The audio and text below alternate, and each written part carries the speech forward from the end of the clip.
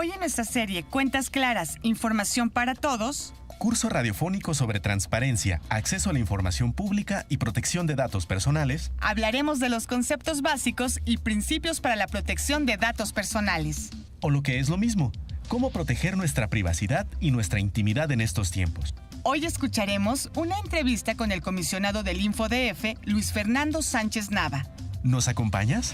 Sé que ninguna empresa tiene derecho de divulgar mi información privada a ninguno para que nadie haga mal uso de mi información o estén ya sea vía telefónica o de forma física acudiendo a mi domicilio o por teléfono molestando. Sí, generalmente se da en empresas de servicio, ya que para contratar servicios te solicitan la mayor parte de tus datos personales. Eso existe para que no puedan lucrar con ellos o no puedan extorsionarte en algún sentido. La protección de datos ya está en una ley, no recuerdo exactamente el nombre, y es como esta protección en el caso de la escuela, ¿no? Que das algunos datos para que estos no se tomen como por otra, no sé, otra empresa, otra autoridad, para que después puedan ser utilizados como para otros fines, sino más bien que cuando tú das una información, esta se quede solamente como para los fines para los que fueron requerida y no sean utilizados como ellos quieran. Bueno, la protección de datos es para que los datos ya no puedan manejarse tan fácilmente. Cuando uno normalmente los entrega, ya tienes esta protección de que no eres molestado en tu persona o en tu domicilio, ¿no? Pues todos los datos que nosotros como personas o clientes de alguna institución pues deben de estar protegidos para que no se haga mal uso de esa información, ¿no? Digo, sí he dado muchos datos a bancos, a empresas, a muchos lugares, pero no mala experiencia. Pues para que no utilicen la información personal y pues sirve para protegerse, yo creo.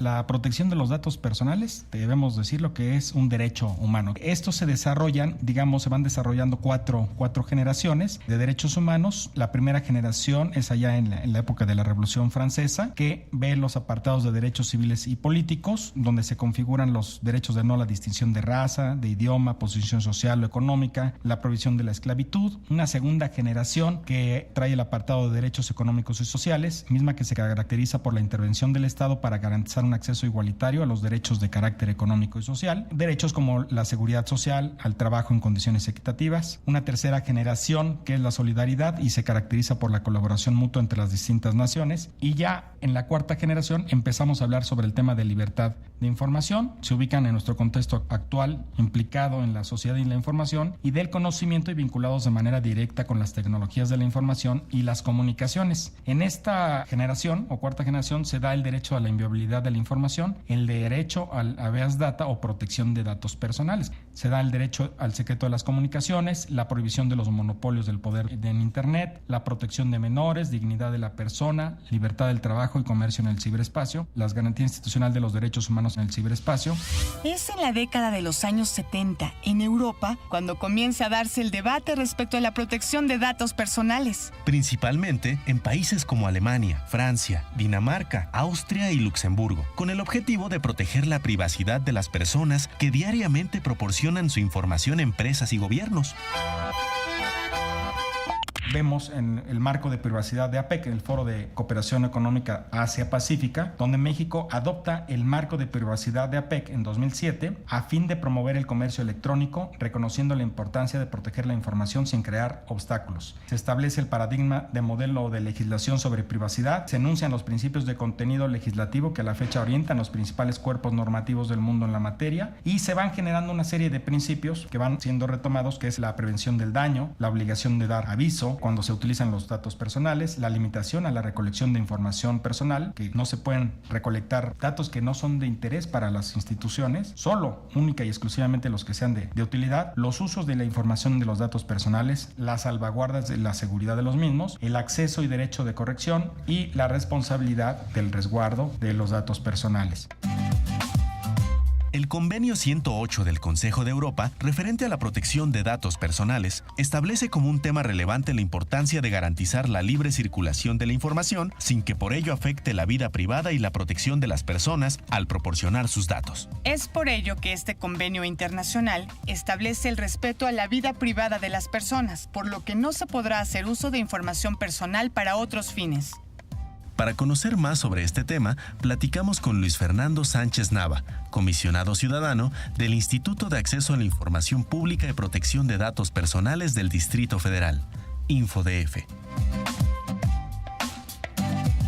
En el convenio 108, que es muy importante, el objeto es conciliar el respeto a la vida privada y la libre circulación de la información a través de las fronteras. Esto se da en Europa. En su artículo primero señala garantizar en el territorio de cada parte a cualquier persona física, sean cuales fueren su nacionalidad o residencia, el respeto de sus derechos y libertades fundamentales, concretamente su derecho a la vida privada, con respecto al tratamiento automatizado de los datos de carácter personal correspondientes a dicha persona. Y el Tribunal Europeo de Derechos Humanos entiende que el concepto de vida privada en relación con la protección de datos también incluye las relaciones personales y las comerciales, citando precisamente la Convención 108.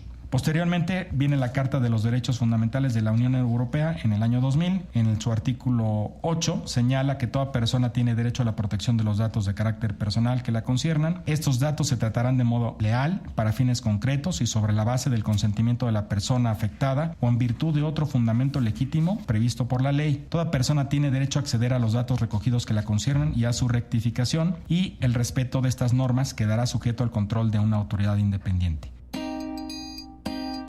En México contamos con una ley para la protección de datos personales.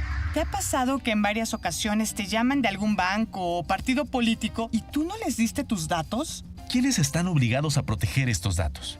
¿Qué pasa en México? Teníamos antes de la reforma constitucional, en el artículo 16, se señalaba que nadie podía ser molestado en su persona, familia, domicilio, papeles o posesiones, sino en virtud de mandamiento escrito de la autoridad competente que funde y motive la causa legal del procedimiento. Sin embargo, aun cuando el artículo 16 protegía los derechos de los ciudadanos a la privacidad de sus hogares, de la información y las comunicaciones, dejaba lagunas sobre la protección del concepto moderno de datos personales.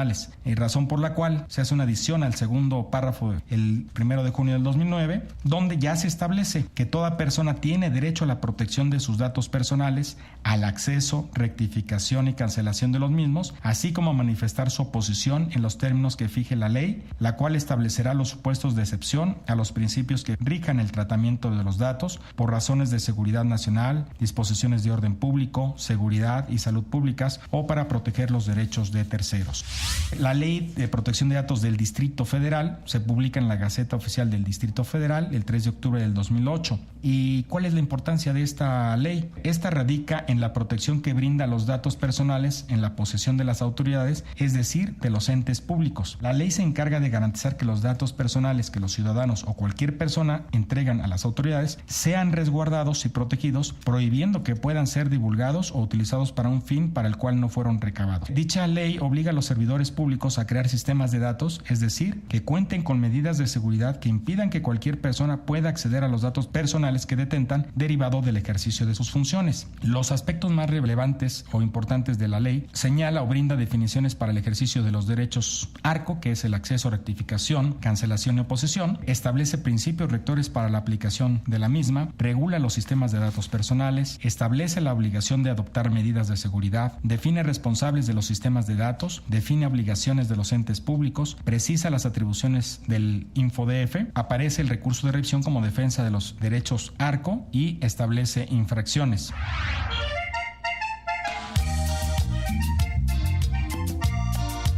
Es muy importante tener claro con quién y para qué compartimos nuestros datos personales. De lo contrario, corremos el riesgo de que nuestra información circule libremente por el Internet sin tener control alguno, afectando nuestra vida privada y hasta nuestra intimidad. Y así llegamos al final de esta cápsula. Nos escuchamos en el siguiente programa de tu serie Cuentas Claras, Información para Todos. Curso radiofónico sobre transparencia, acceso a la información pública y protección de datos personales. Si deseas más información, puedes consultar el sitio web www.infodf.org.mx. Estuvieron con ustedes Sandra Vázquez y Jesús Arredondo. Te esperamos en la siguiente cápsula. ¡Hasta pronto!